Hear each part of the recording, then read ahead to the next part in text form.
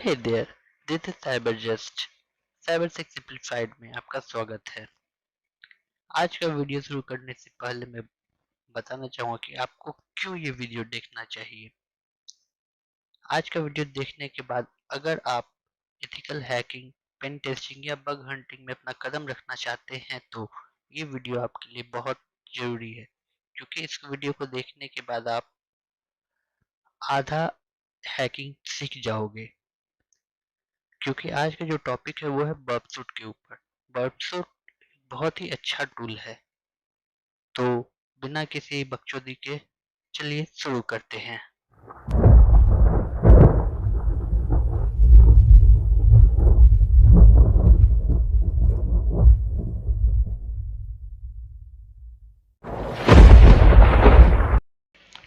आज की वीडियो में हम सीखेंगे बर्बसूट का इंट्रोडक्शन, उसका इंस्टॉलेशन, उसका कॉन्फ़िगरेशन और लाइव टारगेट के ऊपर उसका एक छोटा सा प्रैक्टिकल आज हम देखेंगे। तो चलिए इस इंट्रोडक्शन से अब शुरू करते हैं।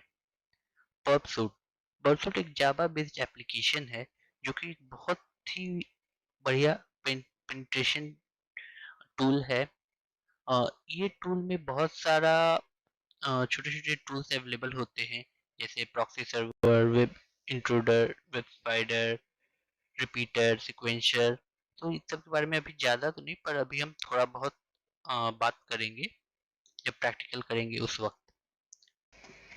बर्बसूट एक पोर्टस्वीगर का टूल है, तो उसकी वेबसाइट जो है www.portswigger.com, तो उसका मैं लिंक डिस्क्रिप्शन में डाल दूंगा, वहां से आप देख सकते हैं। तो बर्बसूट काम कैसे करता है? तो होता है ऐसे कि जैसे एक यूजर है, वो उसको ट्विटर पे जाना है तो अपने ब्राउज़र पे डालता है twitter.com, फिर क्लिक करता है तो डायरेक्टली जो है ब्राउज़र सर्वर से कांटेक्ट करता है। लेकिन बर्बसूट के केस में होता है कि जब वो डालता है अपना इनपुट, तो वो बर्बसूट के थ्रू जब पास होता है और उसके बाद फिर वो सर्वर पे जाता है। तो इस तरीके से हम उसको बाईपास कर सकते हैं। बर्बसूट का अल्टरनेटिव्स ओवास, जैप, W3AF, नेटस्पार्कर, एक्यूनेटिक्स। इसमें सबसे अच्छा जो है ओवास ऐप, जो कि एक ओपन सोर्स फ्री टूल है। इस वीडियो में हम इसके बारे में तो ज़्यादा बात नहीं करेंगे, क्योंकि ये बर्बसूट के ऊपर डेडिकेटेड वीडियो है। कभी और इसके ऊपर जरूर वीडियो बनाऊंगा मैं, अगर आप बोलोगे तो। बर्बसूट इंस्टॉलेशन का बात करें तो उसका एक मैंने डेडिकेटेड वीडियो ऑलरेडी बना रखा है, जो आपको अभी ऊपर आई बटन में शो कर रहा होगा। तो इसको यहाँ पे पॉज करके वहाँ पे जाके आप देख सकते हैं। और इसका कॉन्फ़िगरेशन का बात करें तो अब जो बर्बसूट आ रहा है तो उसमें कॉन्फ़िगरेशन के लिए उतना टेंशन लेना नहीं पड़ता, क्योंकि एक एम्बेडेड ब्राउज़र इसमें देता है। तो यहाँ के लिए हम लोग अपने बर्बसूट को ओपन करेंगे और वहाँ पे जाके देखेंगे कैसे इसका रहता है। तो चलिए अब हम लोग अपने बर्बसूट पे जाते हैं। तो जैसा कि आप तक देख सकते हैं, मैं अपने बर्बसूट पे आ गया हूँ। तो यहाँ पे बर्बसूट में देखिए, फर्स्ट पहला है, इसको डैशबोर्ड बोलते हैं। यहाँ पे जो भी हम लोग जब भी टास्क जब करेंगे तो यहीं पे वो शो करता है। यहाँ पे उसका हम लोग बेसिक स्कैनिंग का हम लोग को मिल जाता है, जो कि कम्युनिटी वर्जन में अवेलेबल नहीं होता है। इसके बाद ये हमारा प्रॉक्सी का एरिया हो गया। यहाँ पे टारगेट का होगा, जब हम लोग प्रॉक्सी पे जाएंगे वहाँ से इंटरसेप्शन को ऑन करेंगे तब यहाँ पे टारगेट पे हमारा दिख जाएगा। ये इंट्रूडर है, मतलब इंट्रूडर का मतलब क्या होता है, जहाँ पे हम लोग किसी के बीच में घुस जाए। रिपीटर, कोई एक रिक्वेस्ट को बार बार रिपीट करना हो गया। सीक्वेंसर, किसी एक सीक्वेंस का पेलोड को बार बार करना, वो हो गया। डिकोडर, डिकोड करना। कंपेयर, दो दो HTTP रिक्वेस्ट को कंपेयर करना। लॉगर, जिसको हम लोग लॉग करते हैं, ये जो परसोट लॉग करता है अपना, वो हो गया। तो यही वो सब प्रोजेक्ट ऑप्शन हो गया। इस प्रोजेक्ट का पूरा ऑप्शन जो है वो, ये हमारा यूजर का ऑप्शन। ठीक है। तो प्रॉक्सी, प्रॉक्सी में यहाँ पे हमारे पास जो ऑप्शंस का है टैब, यहाँ पे जाके लोकल होस्ट 127.0.0.1 कोलोन 8080, ये हमारा प्री होस्ट कॉन्फ़िगर्ड है इसके ब्राउज़र के साथ। तो यहाँ इंटरसेप्शन ऑन करके ओपन ब्राउज़र,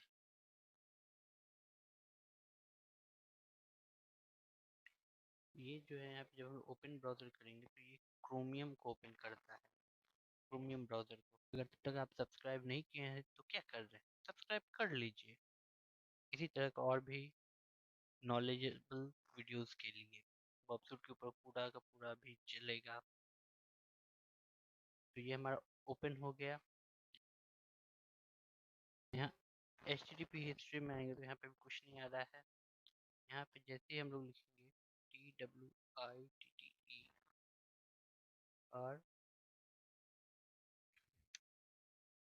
यहाँ से हम भेजे, यहाँ पे ट्विटर आ गया। इंटरसेप्ट यहाँ से फॉरवर्ड, फॉरवर्ड वो देखिए अभी आप जो है यहाँ पे ट्विटर ओपन हो रहा है।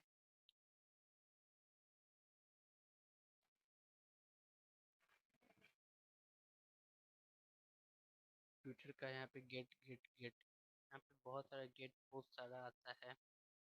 इंटरसेप्शन में भी एक और आएगा, वो भी ओपन होगा। और ये देखिए यहाँ पे hosttwitter.com, यहाँ से हम लोग इसको राइट क्लिक करके इंट्रूडर में यहाँ पे इसका हम लोग चेंज कर सकते हैं, रिपीटर, सिक्वेंसर, ये सब में इसको डाल सकते हैं। तो यहाँ उसके बाद यहाँ से फॉरवर्ड करना है तो फॉरवर्ड कर देंगे, ड्रॉप करना है तो ड्रॉप कर देंगे। यहाँ पे उसका हम लोग बैकग्राउंड, फोरग्राउंड तो सब पता चलता है, बैकग्राउंड में क्या हो रहा है। ये गेट रिक्वेस्ट भेजा जिसमें गेस्ट का आईडी, कभी हम लोग लॉगिन नहीं किए हैं तो एक गेस्ट आईडी यहाँ से जा रहा है, उसका आईडी ये रहा, एडवर्टाइजमेंट का आईडी ये रहा, पर्सनलाइजेशन आईडी ये रहा। यहाँ पे आईडी है, इसको हम लोग एडिट कर सकते हैं। ये इसका कुकी हो गया। यहाँ से फॉरवर्ड किए तो एक और आ गया एपीआई। पहले हम लोग एपीआई को इंटरसेप्ट नहीं कर सकते थे, एपीआई के ऊपर हम लोग कोई भी टैग नहीं कर सकते थे, लेकिन अब जो है हम लोग एपीआई के ऊपर भी कर सकते हैं। पहले वर्कसूट सिर्फ और सिर्फ वेब एप्लीकेशन के लिए था, लेकिन अब API, mobile application, web application सब के लिए अवेलेबल है। यहाँ पे लैंग्वेज है इंग्लिश, ग्रेट ब्रिटेन, यूएस, इसको हम लोग यहाँ से लैंग्वेज को भी चेंज कर सकते हैं। इंग्लिश इंडिया कर सकते हैं या फिर एच एन हिंदी के तौर पे कर सकते हैं। कनेक्शन क्लोज है तो इसको भी चेंज, ये सारा कुछ हम लोग यहाँ से एडिट कर सकते हैं। फॉरवर्ड अभी भी गेट का ही है। अब हमारा कौन सा ओएस वो हो गया, अकाउंट्स गूगल का है, वो सारा कुछ यहाँ पे आ गया लॉगिन के लिए। फॉरवर्ड फॉरवर्ड फॉरवर्ड फॉरवर्ड, यहाँ देखिए ओपन हो गया, ट्विटर ओपन हो रहा है। फिर से फॉरवर्ड किया, फिर से फॉरवर्ड किया, फिर से फॉरवर्ड, यहाँ से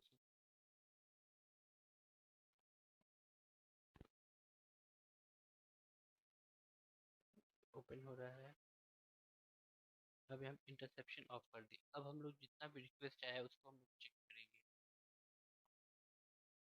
यहाँ पे बहुत, जैसे कोई भी वेब एप्लीकेशन जो है एक साथ कई तरह के रिक्वेस्ट करते हैं, जैसे आपको पोस्ट हो गया, गेट हो गया, ऑप्शन हो गया, हर एक का, हर एक रिक्वेस्ट का अपना अलग अलग मतलब होता है। गेट का मतलब हो गया उससे लेना, पोस्ट मतलब यहाँ से हम लोग जो उसमें कुछ पोस्ट करते हैं, कुछ देते हैं, कुछ इनपुट देते हैं, इधर सर्च बार हो गया, लॉगिन बार हो गया, वो पोस्ट में जाता है।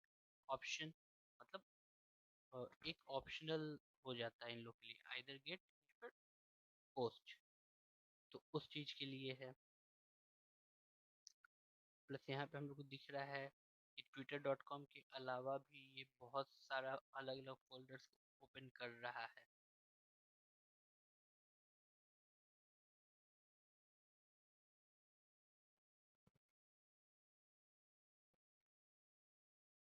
यहाँ से हम लोग एक को अब देते हैं,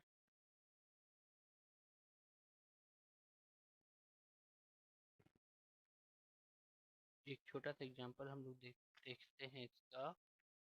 ओपन सर्च, इसको हम लोग इंट्रूडर में डाल के, इंट्रूडर में दिए, यहाँ पे रेड हो गया।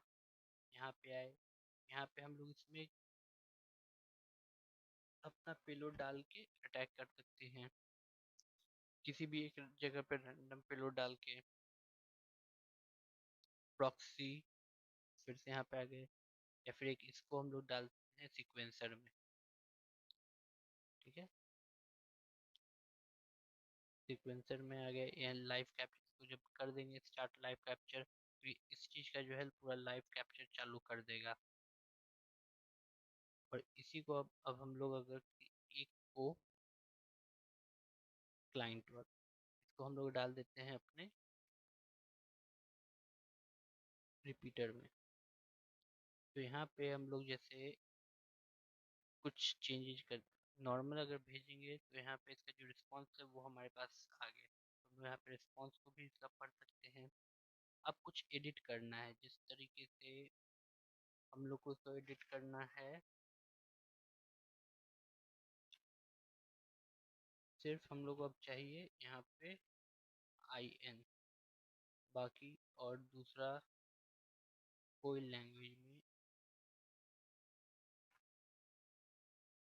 नहीं चाहिए। तो इसको हम लोग कर दिए, 200 ओके आ गया। तो यहाँ पे हम लोग को ये सिर्फ और सिर्फ इंडियन इंग्लिश में ही अब ये शो करेगा, इसमें दूसरा ऑप्शन नहीं आएगा।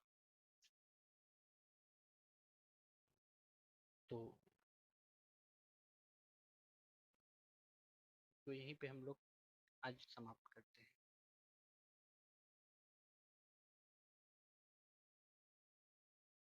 हेलो एवरीवन, साइबरटेक सिंप्लीफाइड में आपका स्वागत है।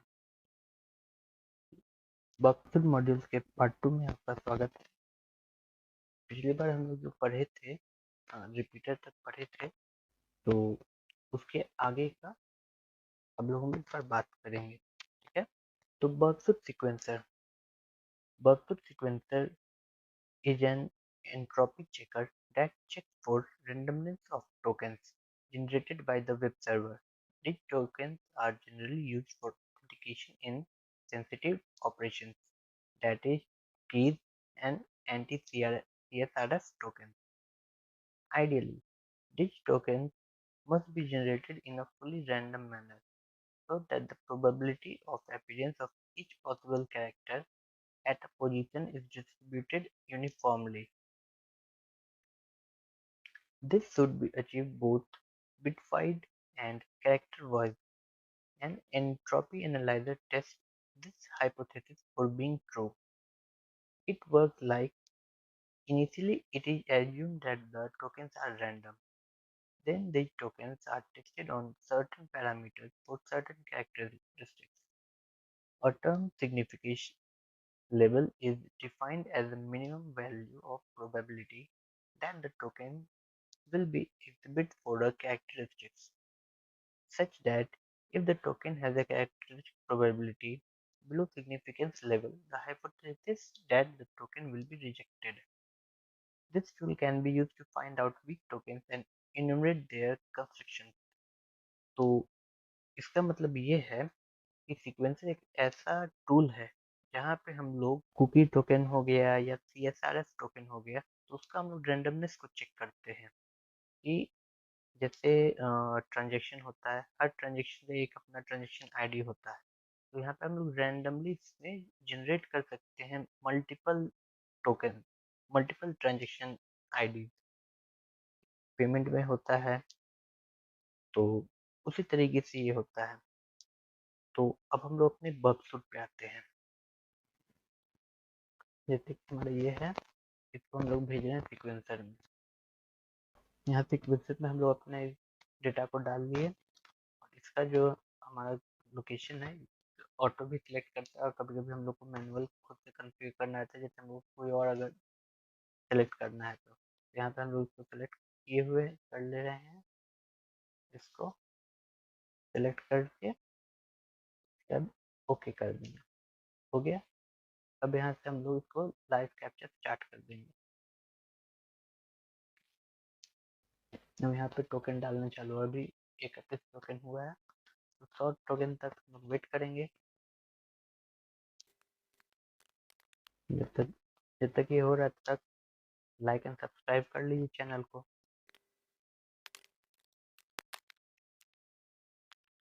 तब तक जब तक ये हो रहा है तब तक एक एग्जाम्पल दे देता हूँ। जैसे हमारा एक टोकन है ABCDEF, ठीक है, ये हमारा कुकी भेजा है।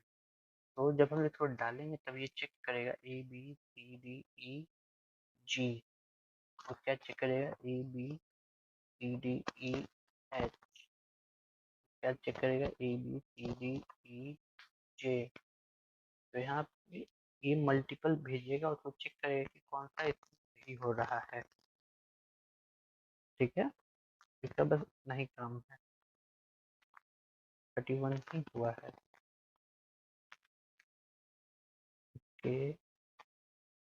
स्टॉप कर देते हैं। ठीक है, नेट स्लो होने के कारण टोकन टोकन को कॉपी किए, यहाँ पे जाके इस बार टोकन सभी सारा का सारा सेम ही टोकन, टोकन चेंज नहीं हुआ भाई। अभी तो अभी रैंडम टोकन जनरेट किया नहीं है कि टोकन को बार बार यूज किया है ये सेम टोकन को ही, लेकिन यहाँ पे मल्टीपल टोकन भी यूज करता है। नेक्स्ट हमारा है डिकोडर। डिकोडर का जो मेन काम होता है URL, HTML, base64, hex etcetera में जो भी इनकोडेड लाइन है, वेबसाइट के रिक्वेस्ट कोड में बहुत सारा ऐसा रहता है कैरेक्टर जो कि इनकोडेड रहता है, तो वो हम लोग पढ़ नहीं पाते हैं, तो उसके लिए डिकोडर। तो इसका एक लाइव एग्जांपल हम लोग ऑलरेडी देख चुके हैं, प्रीवियस वीडियो में अवेलेबल है। तो ये वही काम ये करता है। ठीक है, यहाँ से हम लोग डिकोड भी कर सकते हैं और इनकोड भी कर सकते हैं।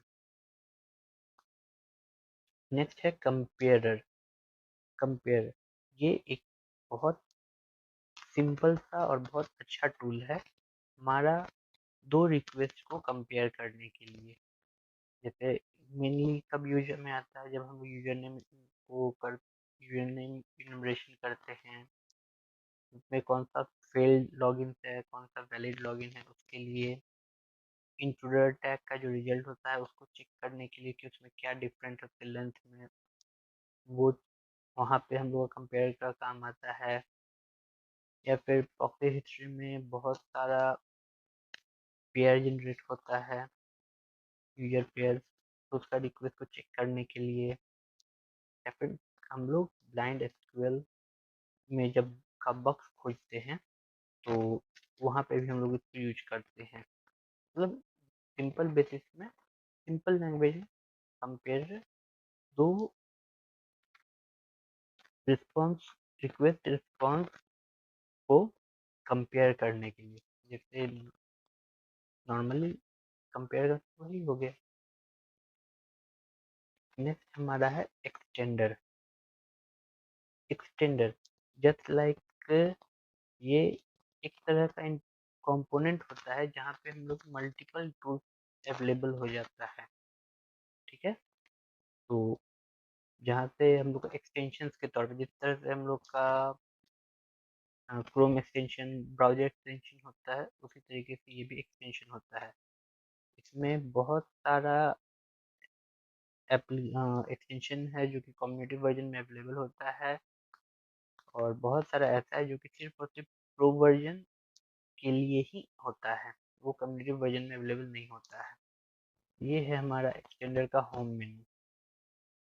हमारे पास जो भी होगा, जो भी हमारा एक्सटेंशन डाउनलोड होगा वो यहाँ पे शो करेगा, इस जगह पे शो करेगा। ये हमारा एक्सटेंशन एरिया हो गया, ये BF स्टोर। ठीक है, तो यहाँ पे हमारा जस्ट लाइक प्ले स्टोर है या माइक्रोसॉफ्ट स्टोर, तो उस तरह से ये भी बगफ्रूट का एप्लीकेशन का स्टोर है। यहाँ पे देख सकते हैं सारा है। यहाँ से यहाँ पे कोई भी है, कोई भी एक्सटेंशन, उसके बारे में डिटेल है, उसका इम्पैक्ट क्या है और उसका कब लास्ट अपडेटेड है वो शो करता है। इसको किस तरीके से इंस्टॉल कर सकते हैं, डायरेक्ट इंस्टॉल करने का भी ऑप्शन हमारे पास देता है। इसको इंस्टॉल कर बहुत सारा ऐसा पैकेज होता है जिसको पाइथन के जावा पाइथन होता है उसके थ्रू डाउनलोड कर वो भी इंस्टॉल होना चाहिए तो उसके साथ काम करता है। बहुत नॉर्मल है जैसे ये। तो इंस्टॉल पर क्लिक करेंगे, ये इंस्टॉल होना चालू हो जाएगा। अब हम एक्सटेंशन पे आएंगे तो यहाँ पे हमारा मिल गया। ठीक है। अब जो हमारा जैसे अभी पूछा बोला था पाइथन इन्वायरमेंट चाहिए तो उसको हम लोग कैसे इंस्टॉल करेंगे। उसको इंस्टॉल करना सिंपल है। गूगल पे जाके लिखेंगे जाइथन डाउनलोड। गूगल पे जाएंगे और जो पहला है जाइथन ORG डाउनलोड, इस वेबसाइट पे जाएंगे। इस वेबसाइट पे जाके जाइथन स्टैंड अलोन को डाउनलोड कर लेंगे और उसके बाद फिर इसको हमारा जो इन्वायरमेंट है यहाँ पे सेलेक्ट फाइल ये रह जाए था, इसको ओपन कर देंगे। ये अब यहाँ पे ये इंस्टॉल हो गया। अब जैसा कि एक था कुकी कुकी कुकी यह कुकी डिस्क्रिप्टर, इसको थोड़ा देर पहले जैसे चाहिए था। अब ये इंस्टॉल हम लोग इसको डायरेक्ट कर सकते हैं। डायरेक्ट यहाँ पे क्लिक करेंगे, ये इंस्टॉल होना चालू हो गया। इंस्टॉल हो गया। यहाँ पे आएंगे हमारा एक पाइथन एक जावा बेस के बारे में तो फाइल नेम एक्सटेंशन, इसके अलावा एपीआई, ये सेक्शन एपीआई का जो सेक्शन है ये न्यू बर्डफ्लूट का एक्सटेंशन बनाने के लिए ये कौन से एपीआई को किस तरीके से यूज करना है उसका डिटेल और उसका कोड दिया हुआ अवेलेबल है। उसके इसको हम लोग अपने मुताबिक अपने से नया एक्सटेंशन बना सकते हैं, पाइथन बेस जावा बेस या रूबी बेस। इसके बाद हमारा आ जाता है इसका सेटिंग। तो सेटिंग ऑप्शन में हमारा इन्वायरमेंट के लिए जावा इन्वायरमेंट तो डिफॉल्ट रहता है। इसके अलावा पाइथन और रूबी इन्वायरमेंट इसमें हम लोग इंस्टॉल कर सकते हैं सेम उसी प्रोसेस से जैसा अभी मैंने बताया। इसके बाद प्रोजेक्ट ऑप्शन, तो ये बकटूट का सेटिंग्स है। बकटूट का जो प्रोजेक्ट है उसका सेटिंग्स के लिए ये चीज है। ठीक है। Connection HTTP connection TLS session miscellaneous जो है किस तरह का चाहिए रिक्वेस्ट रिस्पॉन्स सारा कुछ ये लॉगिन करने के लिए है। बकटूट का ब्राउजर के लिए जो है उसके लिए यूजर ऑप्शन जो हमारा यूजर है उसके लिए ये इररिस्पेक्टिव ऑफ प्रोजेक्ट होता है। यहाँ पे जो सेटिंग है वो सारे के सारे प्रोजेक्ट में सेम रहेगा और इस जगह पे उस एक पर्टिकुलर प्रोजेक्ट के लिए सेटिंग होता है। तो बकरूट के टूल्स का इंट्रोडक्शन यहीं पे ख़त्म होता है। उसके बारे में भी थोड़ा बहुत हम लोग जानकारी ले लिए। अब जो हमारा होगा ये का यूजेज उसके बारे में हम लोग बात करेंगे। तो जो यूज करते हैं बकरूट को कि बग हंटिंग के लिए जो है वहाँ पे किस तरीके से यूज करेंगे वो सब के बारे में अब यहाँ पे बात नेक्स्ट में बात करेंगे। ठीक है। टिल देन आप लोग इसको लाइक करें, सब्सक्राइब चैनल को सब्सक्राइब करें और अपने दोस्तों के साथ शेयर करें। कुछ समय के बाद हम लोग लाइव बग हंटिंग और लाइव CEH एंड CISSP का ट्यूटोरियल जो है उसको चालू करेंगे। तब तक के लिए धन्यवाद। सायोनारा। जय श्री राम।